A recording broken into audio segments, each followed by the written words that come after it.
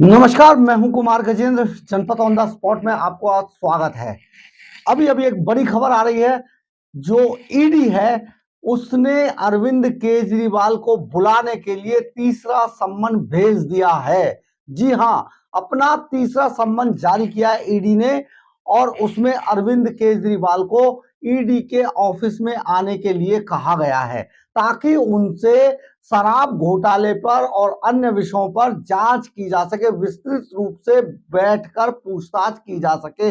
ये ईडी ने तीसरा सम्मन जारी कर दिया है और ईडी ने अरविंद केजरीवाल को इस बार 3 जनवरी को ईडी ऑफिस बुलाया है। जी हां, ये बड़ी खबर है और इस सम्मन के बाद अरविंद केजरीवाल की विपासना शिविर में भी नींद उड़ गई होगी, क्योंकि उनको सरकार द्वारा ये विपासना केंद्र के अंदर ही पहुंचा दिया जाएगा। उनके लोग भी उसे बता देंगे कि 3 जनवरी का आपका सम्मन आ गया है, ईडी ने अपनी कार्रवाई शुरू कर दी है, अब आप बच नहीं सकते। एक बार और बताते हैं आपको कि ईडी का जो थर्ड सम्मन है, इसके बाद ईडी उनको सम्मन शायद जारी नहीं करेगी।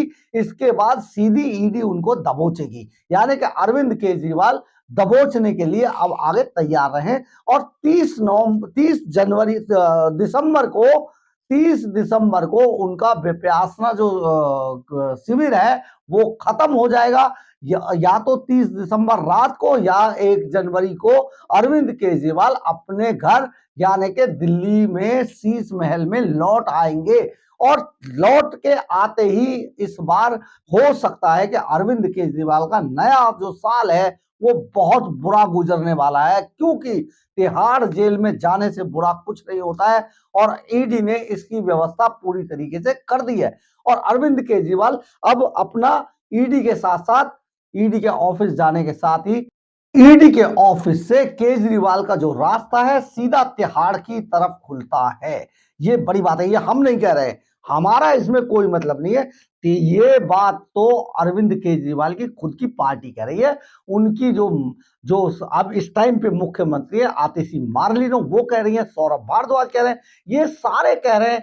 ईडी ने अभी तक ये बात नहीं कही है कि अरविंद केजरीवाल को तिहाड़ भेजा जाएगा, जेल भेजा जाएगा। ये सारी चीजें नहीं है, लेकिन अगर वो तिहाड़ जाते हैं तो वहां पर उन्हें विपासना करने की पूरी पूरी अनुमति दी जाएगी, पूरा एक माहौल मिलेगा, क्योंकि वहां पर करने के लिए कुछ होता नहीं है, सिर्फ सोचने के लिए होता है। तो वहां पर ये अपने अंतर मन में झांकते रहेंगे कि क्या मैंने सही किया और क्या गलत किया, अपनी जर्नी के बारे में सोचेंगे, कैसे वो एक आम बंदे से लेके मुख्यमंत्री की सीट तक पहुंचे, फिर उन्होंने मुख्यमंत्री बनने के बाद कैसे कैसे लोगों को लूटा, कैसे कैसे लोगों के पीठ में छुरा घोंपा। जो कुमार विश्वास, प्रशांत भूषण, खुद जो योगेंद्र यादव, जिन्होंने आम आदमी पार्टी नाम दिया था, ऐसे ऐसे लोगों को निकाल कर बाहर कर दिया जो जिन्होंने इनके साथ बहुत मेहनत की थी। किरण बेदी, ये सारे लोगों को, अन्ना हजारे को कैसे इन्होंने धोखा दिया, ये सारी चीजें सोचेंगे अरविंद केजरीवाल उस शिविर के अंदर कि कितने धोखेबाज हैं वो केजरीवाल साहब।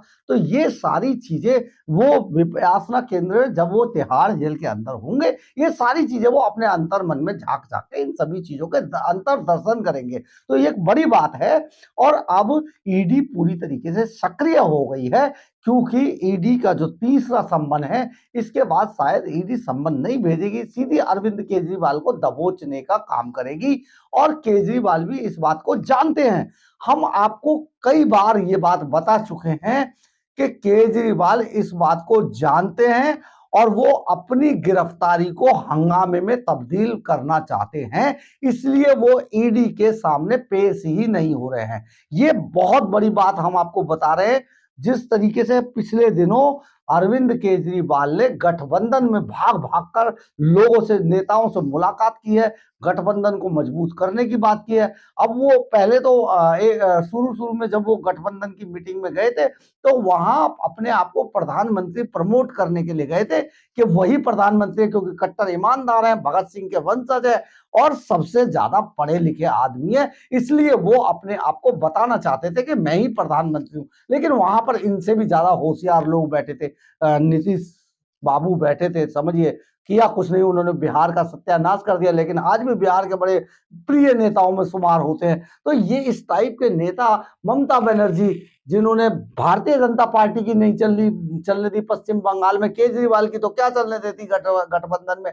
तो आप समझिए कि वो पूरी तरीके से ये प्रधानमंत्री अपने का चेहरा मानकर गए थे, लेकिन ऐसा हुआ नहीं।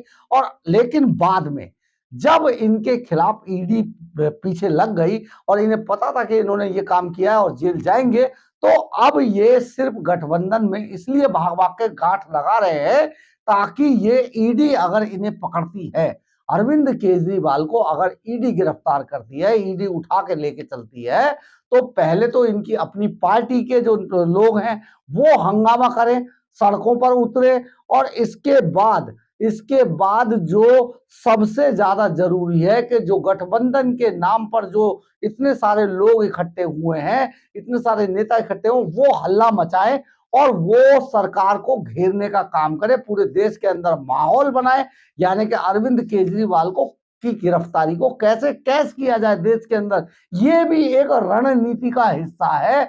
और केजरीवाल खुद ही ये रणनीति बनाकर अब जो गठबंधन के नेता उनके सामने परोस चुके प्लेट में सजाकर। तो एक बड़ी बात है। और अरविंद केजरीवाल इस अपनी गिरफ्तारी को, ईडी की गिरफ्तारी, क्योंकि सम्मन पे वो जाएंगे नहीं तो उन्हें गिरफ्तार करना पड़ेगा, गिरफ्तार करते ही ये ड्रामा शुरू हो जाएगा दिल्ली के अंदर और देश के अंदर पूरी हवा बनाई जाएगी। ये केजरीवाल का प्लान है।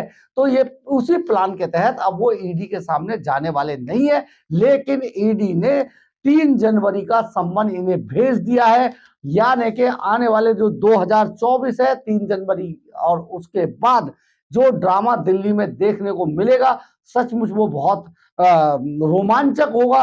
वो बड़ा प्लान, फुल प्रूफ प्लान के साथ वो ड्रामा किया जाएगा। तो बहुत जल्दी आप तैयार रहिएगा एक नए ड्रामे के लिए अरविंद केजरीवाल के द्वारा, अरविंद केजरीवाल एंड कंपनी द्वारा। तो ये सारी चीजें जिस तरीके से तैयार की गई है वो अपने आप में काफी देखने लायक होंगी। अगर आपको मेरी खबर अच्छी लगी हो तो आप इसे लाइक, सब्सक्राइब और शेयर जरूर कीजिएगा। कमेंट्स बॉक्स में अपनी राय जरूर लिखिएगा, इससे हमें ऊर्जा मिलती है। जय हिंद, जय भारत।